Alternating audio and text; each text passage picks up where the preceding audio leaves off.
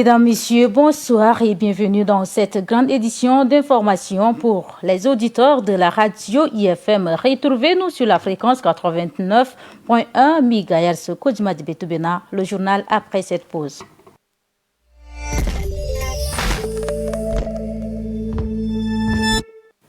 À l'entame de cette édition, parlant politique, il s'est tenu la 3e réunion du comité de pilotage et de coordination du projet d'appui au renforcement du système d'information policière au Tchad. C'était ce jeudi 3 juillet 2025 dans un hôtel de la place ici même en Tchamena. Cette réunion a pour but d'évaluer le processus de modernisation de l'architecture sécuritaire nationale. Oumana Filbert pour le reportage. À moins de 6 mois de son achèvement, le projet SIPT entendé, Système d'information policière au Tchad, soutenu par l'Union européenne, se trouve à l'étape charnière de sa 3e année de mise en valeur. L'objectif de cette rencontre est d'établir un état de lieu rigoureux des activités accomplies, d'identifier les obstacles rencontrés et de formuler des recommandations concrètes pour accélérer l'exécution des actions restantes. Loin d'être un simple outil technique, le SIPT s'annonce comme une pièce maîtresse dans l'appareil sécuritaire du Tchad. Il permettra à terme de centraliser les antécédents judiciaires et de fournir aux services d'enquête des données fiables, facilitant ainsi la traque des personnes recherchées et la prévention des infractions. Présente à cette réunion, la représentante de l'Union européenne a réaffirmé l'engagement de son institution à accompagner le projet à sa finalisation dans le délai imparti. Pour elle, le système d'information policière est un moyen d'assurer une meilleure traçabilité des délits, une coopération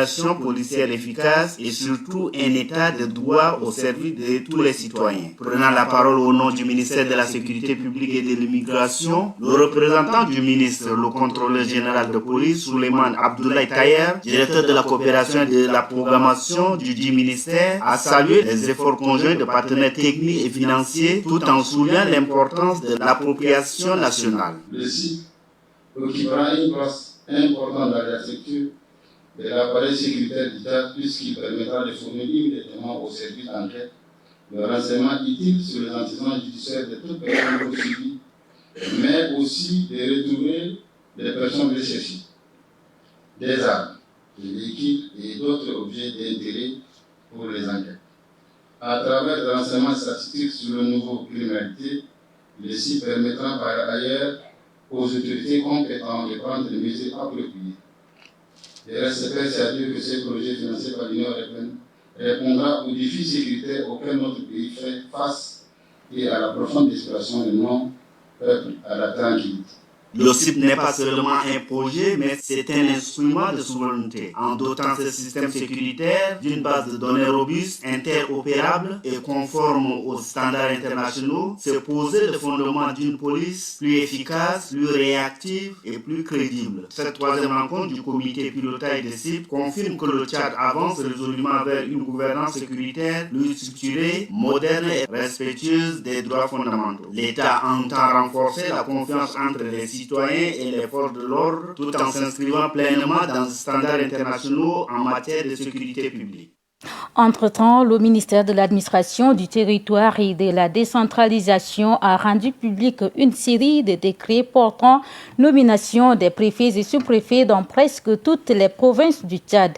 Est-ce que cela est une réponse à l'appel sans cesse des Tchadiens de voir l'administration politique gérée par les ERNAC et des personnes étrangères de l'administration? Mistangar Victor et Diana Nepidmbaye nous en dit plus.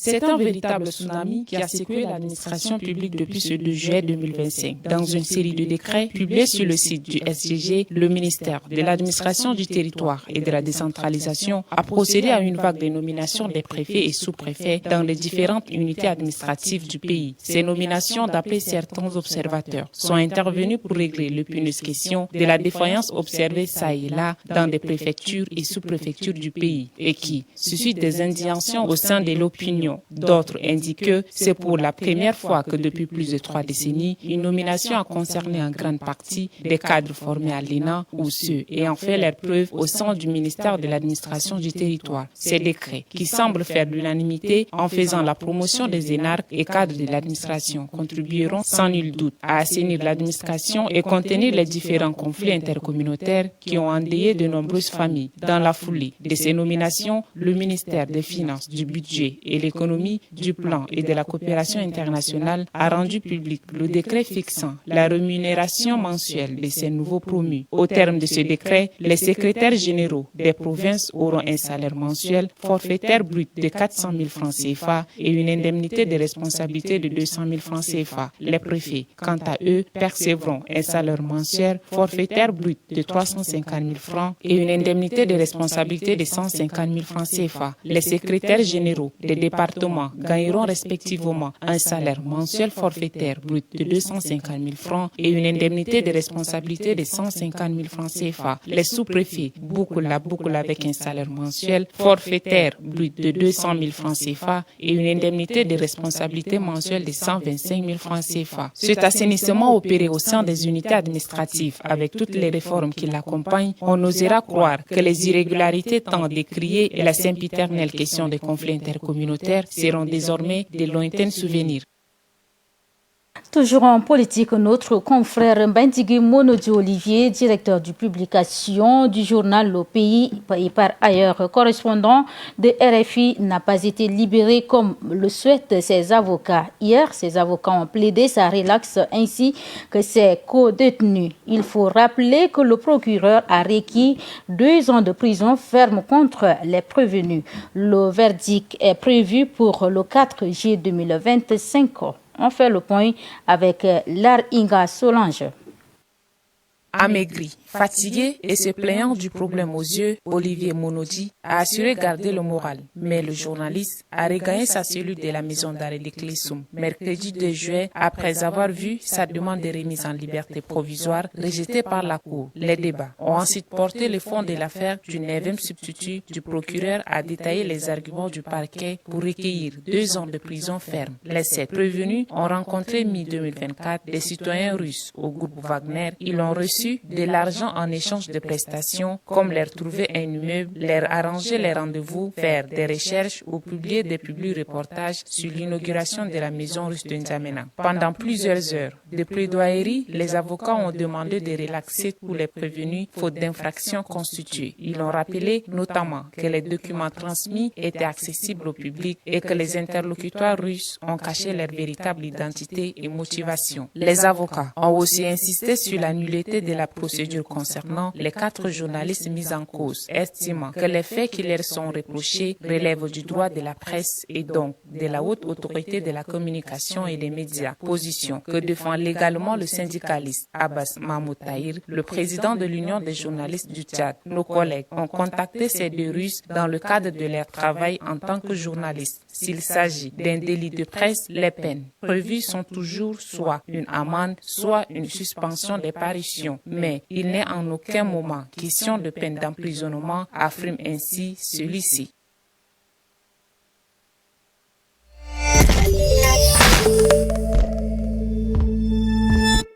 Merci de continuer de suivre cette édition. La Banque mondiale représentation du Tchad a annoncé dans un communiqué que mardi 1er juillet 2025, elle a accueilli la nomination de Farouk Moula Bana au poste de représentant résident au Tchad, de nationalité américaine mais d'origine togolaise. Monsieur Farouk Moula Bana a une solide expertise dans les domaines du développement durable, de la lutte contre la pauvreté et du renforcement de la résilience. Yakilidia nous en dit plus. Le Tchad a un nouveau représentant résident de la Banque mondiale. Farouk Moula Bana, c'est ainsi qu'il s'appelle. Titulaire d'un diplôme d'ingénierie de l'Université de Lomé au Togo, il a poursuivi ses études supérieures à l'Université de l'État des Carolines du Nord aux États-Unis. Avec plus de 23 ans d'expérience, il a débuté sa carrière aux États-Unis dans le secteur privé. Ensuite, il a travaillé pour l'État des Carolines du Nord. En 2012, il a rejoint la Banque mondiale pour se concentrer sur les les questions de développement, de lutte contre la pauvreté et de résilience. Cette carrière à la Banque mondiale l'a amené à travailler dans plusieurs pays d'Asie, du Moyen-Orient, dans les Caraïbes et en Afrique subsaharienne. Avant sa nomination à N'Djamena, il occupait le poste de coordonnateur du programme de développement durable pour les pays du Sahel central, basé à Bamako au Mali, fonction dans le cadre de laquelle il a effectué plusieurs missions au Tchad. Farouk Moula Bana est bilingue, maîtrisant parfaitement le français et l'anglais. La nomination de M. Bana intervient à un moment crucial pour le Tchad, dans un contexte de mise en œuvre accélérée des réformes structurelles et de renforcement de la coopération entre les autorités nationales et les partenaires au développement. D'un montant de 2,7 milliards de dollars USA,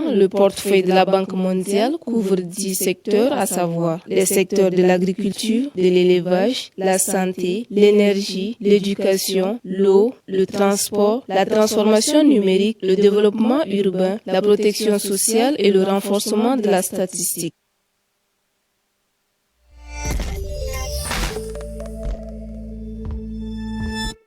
Et en société, à N'Djamena comme dans le reste des villes du Tchad, un phénomène inquiétant prend de l'ampleur. Le port des couteaux, machettes et autres armes blanches devient de plus en plus courant, notamment chez les jeunes. Ce qui autrefois était rare ou réservé à certains milieux spécifiques est en train de devenir une pratique banalisée. Je suis Nabi et Evelyne pour le reportage.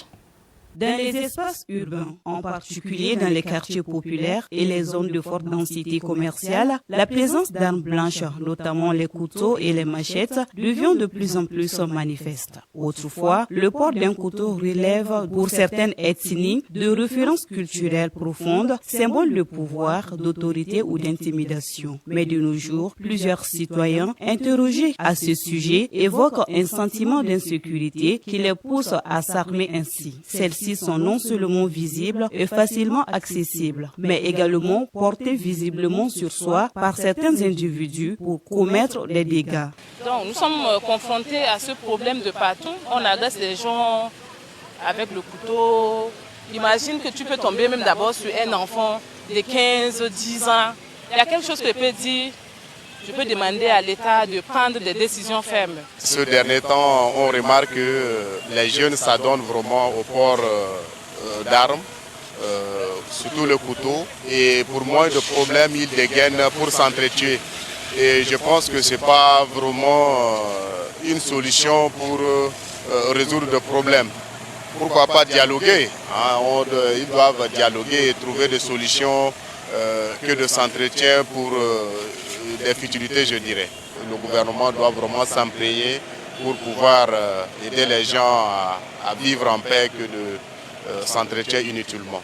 Ces climats favorisent la banalisation des comportements violents et minent la cohésion sociale. Dans les campagnes, si on porte sur soi des armes blanches, on pourra peut-être dire que c'est pour assurer la sécurité, sa propre sécurité, contre par exemple les bêtes féroces et autres. Mais qu'en est-il du milieu urbain, par exemple ici à N'Djamena, la pauvreté et le chômage? Ces deux facteurs-là, ça alimente le port d'armes blanches. Lorsqu'on fait face à une crise de sécurité en milieu urbain, on a toujours tendance à penser toujours que on n'est pas suffisamment en sécurité. S'il y a une entité qui est habilitée à assurer notre sécurité, ce sont les forces de défense et de sécurité. S'ils font normalement leur travail, on n'a pas besoin de porter sur soi une arme blanche. Quand on prend une mesure, il faut que cette mesure s'applique. Quand le port du couteau devient une norme sociale, cela signifie que la confiance dans l'État et dans la justice est faible. Il ne s'agit pas seulement d'un problème de sécurité, mais d'un symptôme d'un mal plus profond qui interpelle, qui inquiète et qui nécessite une réponse rapide et coordonnée. Le port d'armes blanches au Tchad ne peut plus être ignoré. Faut-il agir avant qu'il ne soit trop tard? Josephine Koulibaly, merci pour ce reportage société. Puisqu'on en parle, restons-y pour dire qu'en cette période de vacances, les jeunes devraient en principe se lancer massivement dans le petit commerce afin de subvenir à leurs besoins. Mais force est de constater que cette année, ces derniers ne sont pas vraiment engagés dans les activités génératrices de revenus en ce temps libre. Quelles sont les causes de ce manque d'engouement? Bainati Nicolas nous en dit plus. Beaucoup de jeunes ne voient pas encore l'importance d'investir leur temps libre dans une activité rentable. Pour eux, les vacances sont d'abord synonymes de repos, manger, boire, loisirs ou détente. Certains manquent aussi d'ambition ou de modèles inspirants pour les inciter à agir, s'impliquer dans les activités génératrices de revenus. Les activités génératrices de revenus exigent souvent un minimum de volonté. Cette volonté peut conduire à se lancer dans le commerce, l'agriculture et bien d'autres domaines rentables. Si les jeunes n'ont pas été formés ou initiés à ces compétences, ils peuvent se sentir incapables de se lancer dans la vie active. Même les idées les plus simples demandent parfois un petit investissement de départ. Or, de nombreux jeunes n'ont pas accès à des financements, ni même à de petits prêts. Et les parents, quelquefois, avec plusieurs charges, n'arrivent pas à soutenir ce genre d'initiative. Dans certains milieux, travailler pendant les vacances est mal vu ou perçu comme un signe de pauvreté. Le regard moqueur de certains jeunes peut dissuader ceux qui ont envie de se lancer dans les activités génératrices de revenus. Les jeunes peuvent aussi sous-estimer certaines activités, les voyant comme petits métiers ou réservés aux moins instruits. Ce manque de reconnaissance sociale peut freiner leur implication. Le temps libre est souvent absorbé par les écrans, les réseaux sociaux où ça donne à des lieux de prédilection. Ces distractions numériques peuvent occuper assez de temps inutile et d'énergie mentale, réduisant l'intérêt pour des activités productives. Il est important de sensibiliser les jeunes des collèges, lycées sur les opportunités des activités génératrices de revenus. Le système éducatif devrait former et encadrer à travers le programme scolaire de vacances utiles, encourager les projets collectifs, valoriser l'entrepreneuriat des jeunes par des concours ou des bourses, impliquer les parents et les communautés pour créer un environnement favorable.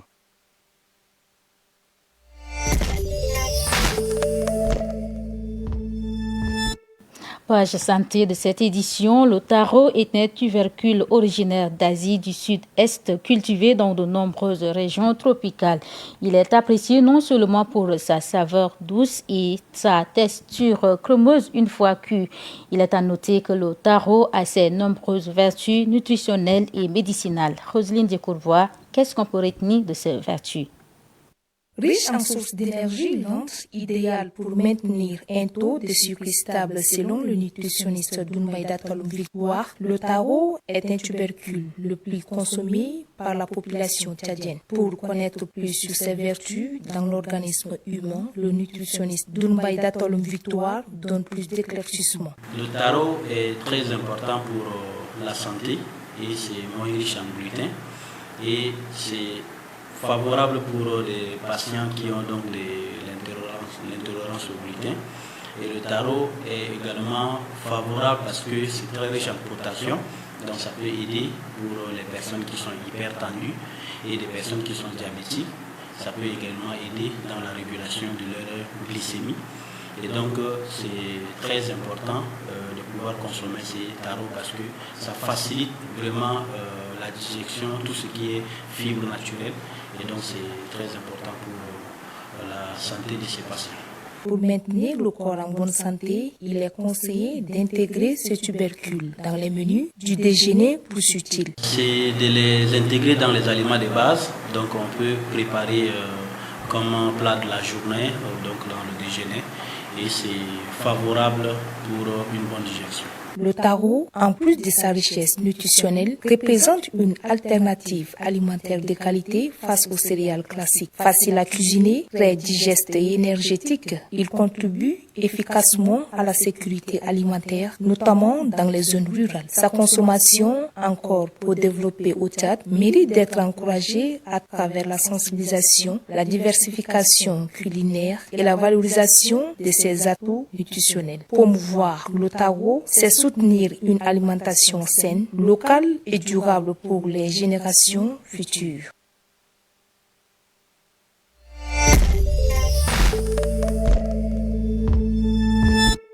hors de nos frontières, mesdames et messieurs, alors que les 2/3 de la population ont besoin d'une aide humanitaire et que les Soudanais meurent de faim. La famine risque désormais de toucher ceux qui ont fui à l'étranger. L'ONU, quant à elle, prévient qu'elle va désormais devoir cesser ses opérations humanitaires dans plusieurs pays voisins. Lena Mbigirayo, félicité.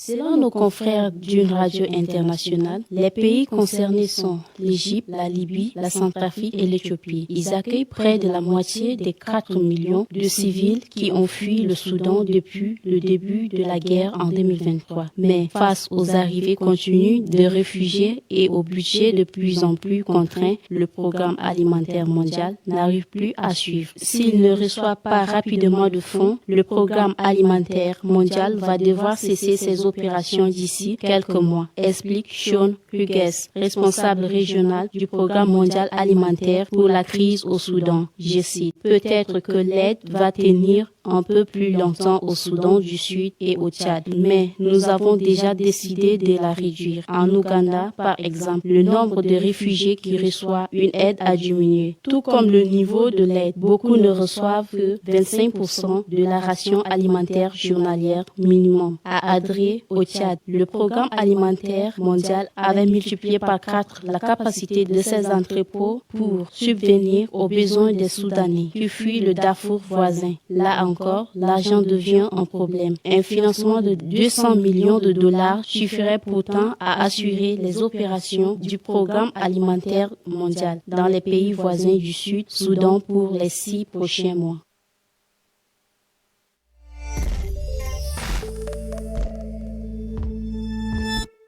La CAN féminine se déroulera du 5 au 26 juillet 2025 au Maroc. 12 équipes s'affronteront pour arracher le titre que détient l'Afrique du Sud. Ces joueuses sont particulièrement attendues pour guider leur nation vers le succès. Frida Ketem Allo est au commentaire.